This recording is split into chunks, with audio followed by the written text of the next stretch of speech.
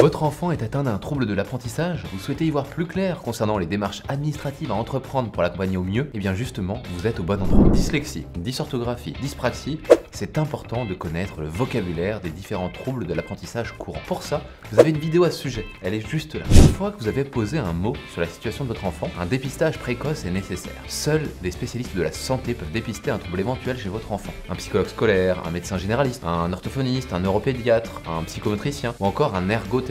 Un bilan scolaire, médical et psychologique sera effectué pour votre enfant à partir de critères bien établis. À partir de là, des aménagements scolaires sont possibles. 1. Vous avez le PAP, le plan d'accompagnement personnalisé. Il peut être effectué par un enseignant, par les membres du réseau d'aide spécialisé aux élèves en difficulté ou par vous-même. Cette démarche se fait en ligne dans le LPI, le livre de parcours inclusif, en lui en créant un sur votre espace ENT. Attention, ce dossier doit être validé par le médecin scolaire avant de pouvoir être mis en place. En 2, vous avez aussi le PPS, le projet personnalisé de scolarisation qui se différencie du PAP. En fait, il est spécifique pour les élèves en situation de handicap et il est élaboré par la MDPH, la maison départementale des personnes handicapées. Dans un premier temps, un bilan doit être réalisé à l'école. C'est le GEVA-SCO, le guide d'évaluation des besoins de compensation en matière de scolarisation. Ensuite, tout se fait en ligne dans le LPI. Ce guide est complété lors des réunions d'équipe éducative, où sont présents différents acteurs, comme le professeur principal, la famille, le directeur d'établissement, le RASED, etc., etc. Et le GEVASCO permet lui de recueillir des informations sur la vie scolaire de l'élève ou encore ses difficultés. Et enfin, si vous souhaitez obtenir une reconnaissance officielle des troubles, il faut soumettre un dossier à la MDPH. Attention, pour cette démarche, il va falloir faire preuve de patience, puisque selon le site du gouvernement,